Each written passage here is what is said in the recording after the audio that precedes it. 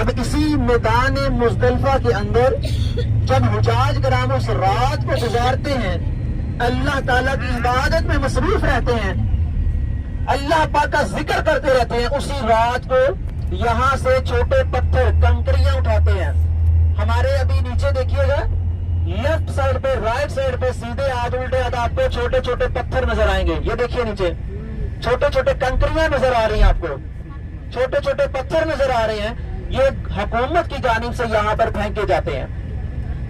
یہ سامنے بھی دیکھیے، ادھر میری طرف دیکھیں، اس سائڈ پہ بھی آپ کو نیچے نظر آ رہے ہیں اور اس سائڈ پہ بھی نیچے آپ کو چھوٹے چھوٹے پتھر نظر آ رہے ہیں۔ سب کو نظر آ رہے ہیں نا؟ کنکریاں جمرات پر رمی کرنے والے پتھر چھوٹے چھوٹے، یہ دیکھیے ہمارے سامنے نیچے نظر آئیں گے، آگے بھی اس سائڈ پر بھی اور ہماری سائڈ پر بھی۔ یہ پورے میدان کے اندر بکھیر دیے جاتے ہیں۔ اسی رات کو وہ 70 کنکریاں جمع کرتے ہیں۔ جمع کرتے ہوئے جیسے ہی اگلی صبح ہوتی ہے، وہ جمرات پر جاتے ہیں، مینا میں جاتے ہیں، مینا پر جا کر رمی کرتے ہیں، شیطانوں کو کنکریاں مارتے ہیں۔ وہ شیطان ابلیس جو ہمارے دلوں پہ راج کرتا ہے، کر رہا ہے نا راج، ہمیں گناہوں کی طرف مبتلا کر دیتا ہے کہ گناہ کرنے پہ وہ مجبور کر دیتا ہے اور ہم اس کے آگے آگے آگے اس گناہ کو کر لیتے ہیں۔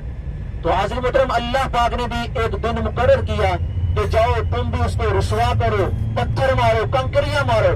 تو حجاج کرام 11ویں کی رات کو آ کر مینا میں جاتے ہیں، جمرات پر جاتے ہیں، یہاں سے سارے پتھر اٹھاتے ہیں، کنکریاں اٹھاتے ہیں، 70 کنکریاں، 70 پتھر یہاں سے، سٹون جو ہے چھوٹے، یہاں سے اٹھا کر آگے وہ جمرات پر جاتے ہیں۔ ابھی یہ سارا مزدلفہ کا میدان ہے، یہ سارا مزدلفہ ہے۔ تو حضرت محترم، اسی مزدلفہ میں ایک زیارت ہمارے بالکل قریب ہے جس کا نام ہے وادی محصر۔ یہ وادی ہے جہاں پر اللہ پاک کا عذاب نازل ہوا تھا۔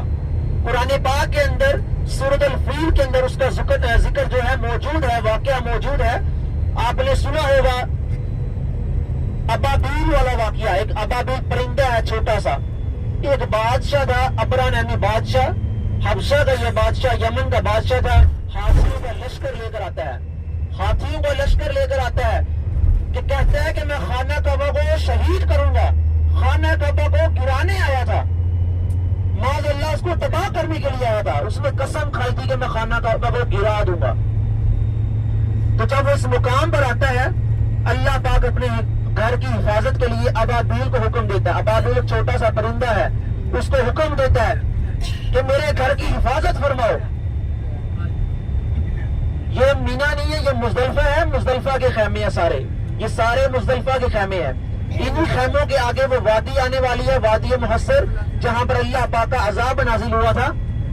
ابابیل اپنی چونچ کے اندر، اپنے ہاتھوں کے اندر پتھر لے کر آتے ہیں، آسمان سے برسات کرتے ہیں، ان پتھروں کی برسات کرتے ہیں۔ وہ پتھر انسانی جسم کے اندر سے ہوتے ہوئے، ہاتھیوں کے اندر سے ہوتے ہوئے جو زمین پر گرتے، اسی طرح وہاں کے جتنے بھی لشکر تھا، ہاتھیوں کے لشکر کو تباہ و برباد کر دیا ابابیل کے ذریعے۔